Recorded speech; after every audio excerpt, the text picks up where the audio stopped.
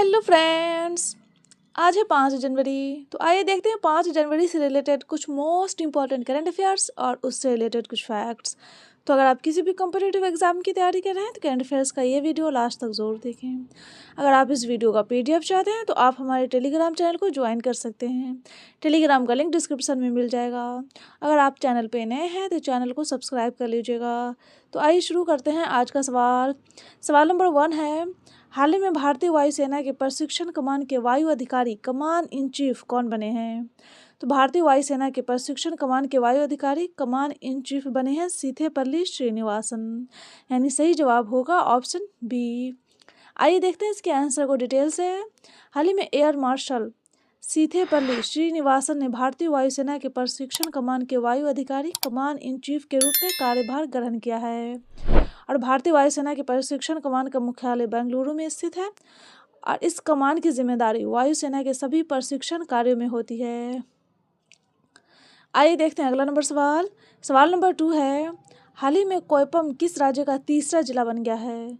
तो कोयपम गोवा राज्य का तीसरा जिला बन गया है। यानी सही जवाब होगा ऑप्शन सी। आइए देखते हैं इसके आंसर को डिटेल से। हाल ही में गोवा सरकार ने राज्य में नया जिला बनाने का निर्णय लिया है और यह गोवा राज्य का तीसरा जिला होगा और नए जिले का मुख्यालय कोयपम में स्थापित किया जाएगा।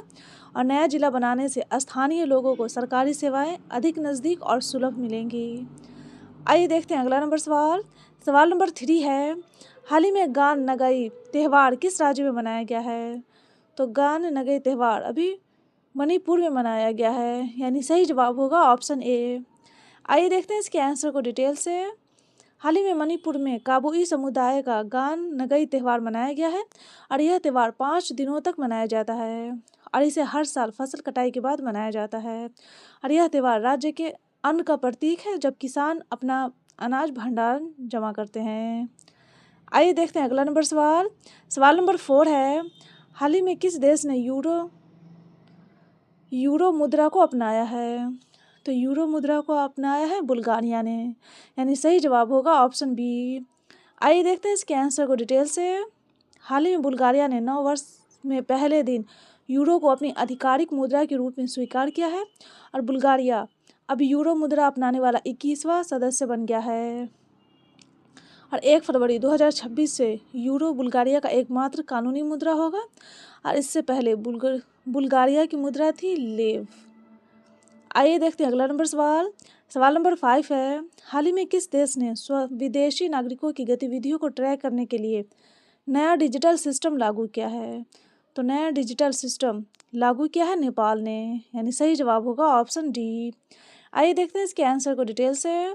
हाल ही में नेपाल सरकार ने विदेशी नागरिकों की गतिविधियों को ट्रैक करने के लिए नया डिजिटल सिस्टम लागू किया है और यह सिस्टम इमिग्रेशन विभाग द्वारा विकसित किया गया है और अधिकारियों के अनुसार इससे सुरक्षा बढ़ेगी, अवैध प्रवास पर रोक लगेगी और पर्यटन अधिक संगठित होगा।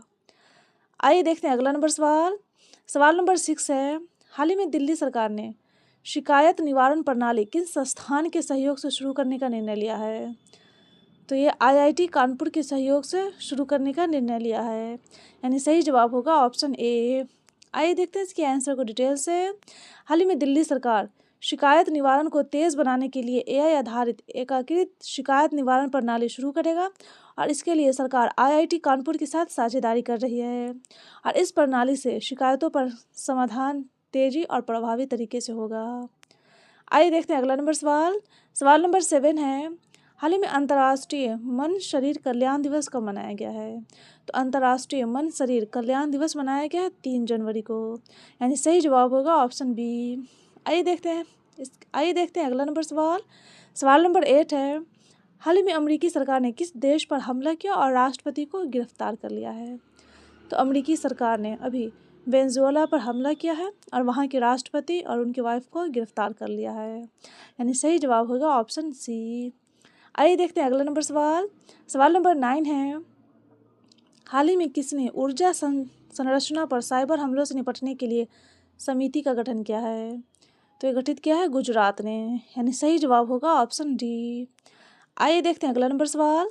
सवाल नंबर 10 है, हाल ही में प्रधानमंत्री नरेंद्र मोदी ने जनवरी 2026 में 50वीं प्रगति बैठक की अध्यक्षता कहाँ की है? तो 50वीं प्रगति बैठक की अध्यक्षता की है अभी नई दिल्ली में। और प्रगति का फुल फॉर्म होता है proactive governance and timely implementation. आइए देखते हैं इसके आंसर को डिटेल से।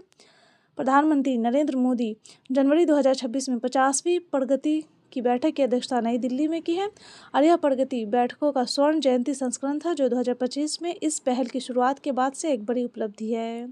और इस बैठक के दौरान प्रधानमंत्री ने सड़क, रेलवे और शहरी विकास से जुड़ी कई महत्वपूर्ण बुनियादी ढांचा परियोजनाओं की समीक्षा की है। तो ये था डेली करंट अफेयर्स का वीडियो। अगर आपको ये वीडियो अच्छा लगा हो तो वीडियो को लाइक कर दीजिएगा और चैनल को सब्सक्राइब कर दीजिएगा और अपने दोस्तों के साथ शेयर भी कर दीजिएगा। Best of luck, take care.